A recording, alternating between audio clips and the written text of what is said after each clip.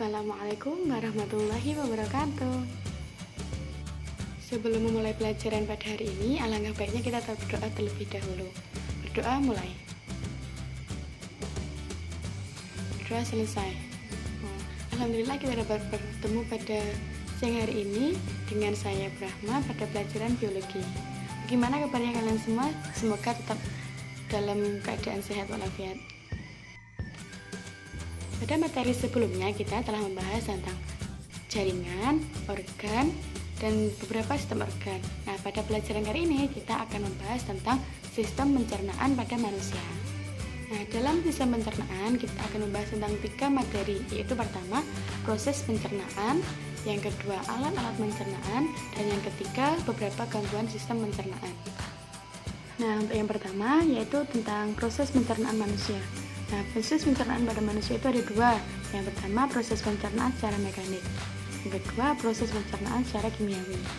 Proses pencernaan yang pertama yaitu secara mekanik, yaitu proses perubahan makanan dari bentuk yang kasar atau besar menjadi bentuk yang kecil atau halus.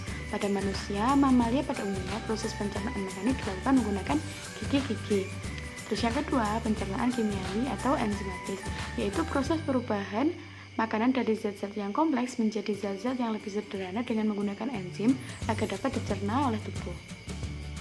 Nah, untuk materi yang kedua yaitu tentang alat pencernaan. Nah, alat pencernaan manusia itu terdiri dari mulut, kerongkongan, lambung, usus halus, usus besar, dan anus. Nah, yang pertama tentang mulut. Nah, pada mulut itu ada 3 bagian. Yang pertama itu ada gigi, ada lidah, dan ada kelenjar ludah. Bahas tentang gigi. Nah, gigi tersebut berfungsi untuk mengunyah makanan sehingga makanan menjadi lebih halus.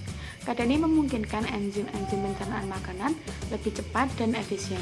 Nah, bagian-bagian dari gigi itu sendiri adalah yang pertama ada emel gigi yang merupakan lapisan keras berwarna putih yang menutupi mahkota gigi. Yang kedua ada tulang gigi tersusun atas zat dentin. Sumsum gigi atau pulpa merupakan rongga gigi yang di dalamnya terdapat serabut saraf dan pembuluh-pembuluh darah. Itulah sebabnya bila gigi kita berlubang akan terasa sakit karena pada sumsum gigi terdapat saraf-saraf tersebut. Bagian mulut yang kedua ada lidah. Nah, lidah berfungsi untuk mengaduk makanan di dalam rongga mulut dan membantu mendorong makanan pada proses penelanan makanan. Nah, selain itu lidah juga berfungsi sebagai alat pengecap yang dapat merasakan manis, asin, pahit, dan asam. Tiap-tiap rasa pada zat yang masuk ke dalam rongga mulut akan direspon oleh lidah di tempat yang berbeda-beda.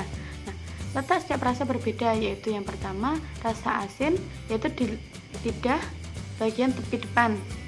Nah, rasa manis pada lidah ujung depan. Rasa asam pada bagian lidah samping, dan yang terakhir rasa pahit di bagian lidah belakang dan pangkal lidah. Nah, bagian dalam mulut yang ketiga ada kelenjar ludah.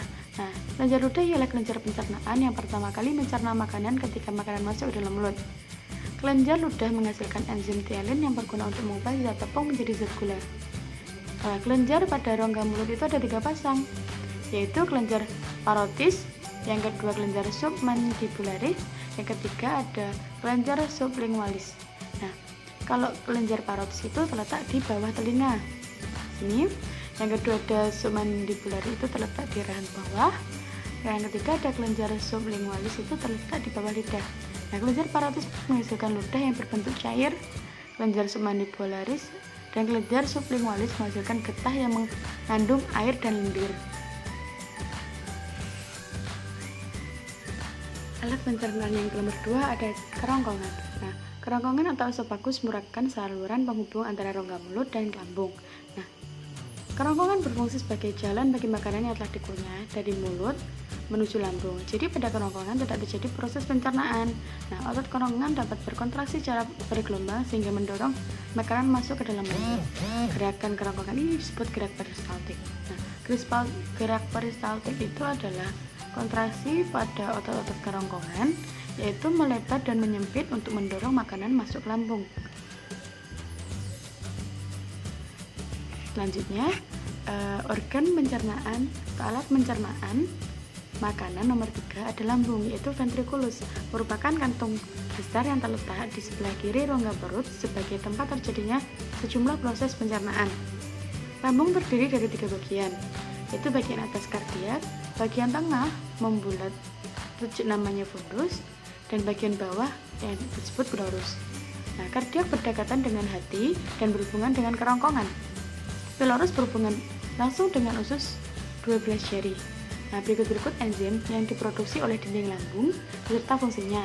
Yang pertama ada asam klorida atau HCl, yaitu untuk membunuh kuman penyakit dan bakteri yang masuk bersama makanan dalam perut. Yang kedua ada enzim renin, yaitu protein susu pada air susu yang hanya terdapat pada ASI. Enzim renin ini banyak terdapat pada anak-anak yang masih balita yang masih mengonsumsi ASI dari orang tuanya. Terus yang ketiga ada pepsin untuk mengubah protein menjadi pepton. Nah, selanjutnya ada alat pencernaan, yaitu usus halus. Nah, usus halus atau intestinum merupakan tempat penyerapan sari makanan dan tempat terjadinya proses pencernaan yang paling panjang. Nah, usus halus terdiri dari 3 bagian. Yang pertama, usus 12 jari. Yang kedua, usus kosong atau jejunum. Yang ketiga, usus penyerapan atau ileum. Nah, berikut adalah enzim yang diproduksi oleh usus halus. Yang pertama ada enzim sakrase, yaitu enzim yang mengubah glukosa menjadi fruktosa. Yang kedua ada enzim maltase yang merubah maltosa menjadi glukosa. Yang ketiga ada enzim laktase yang mengubah laktosa menjadi glukosa. Yang terakhir ada enzim eripsinogen. Nah, enzim eripsinogen ini aktifkan dan dia akan menjadi enzim erepsin yang merubah pepton agar menjadi asam amino yang akan diserap oleh tubuh untuk. Nah, selanjutnya usus halus tersebut mempunyai sebuah aksesoris, yaitu namanya pankreas. Nah, kelenjar pankreas ialah kelenjar pencernaan yang terletak di dalam rongga perut dekat lambung dan usus halus. Pankreas menghasilkan enzim pencernaan yang disalurkan ke dalam usus. Enzim yang dihasilkan oleh pankreas dipengaruhi oleh hormon sekretin yang diproduksi oleh usus 12 jari. Nah, berikut adalah enzim yang dihasilkan oleh pankreas.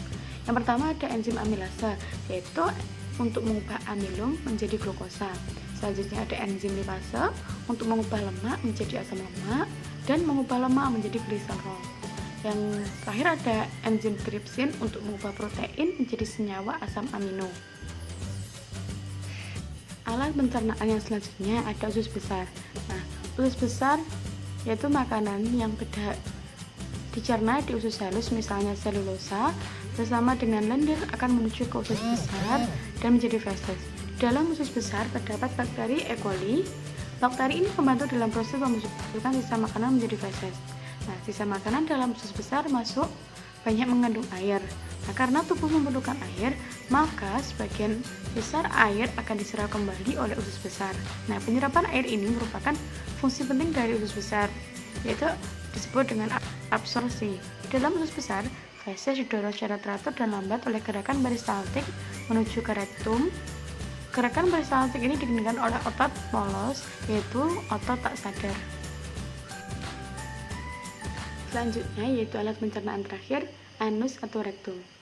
Nah, anus atau rektum itu merupakan lubang tempat pembuangan feses dari tubuh.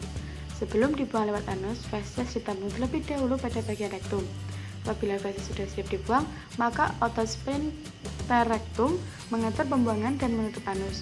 Otot sphincter yang menyusun rektum ada 2, yaitu otot polos dan otot lurik.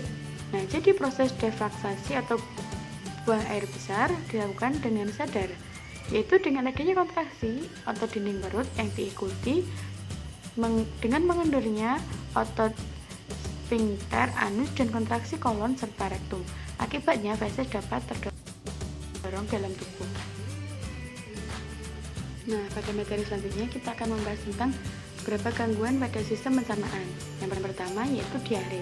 Nah, diare merupakan salah satu gangguan sistem pencernaan yang banyak dialami, di mana gangguan sistem pencernaan ini akan membuat perut terasa mulas dan penderita menjadi encer. Nah, gangguan ini terjadi karena selaput dinding usus besar si penderita mengalami iritasi.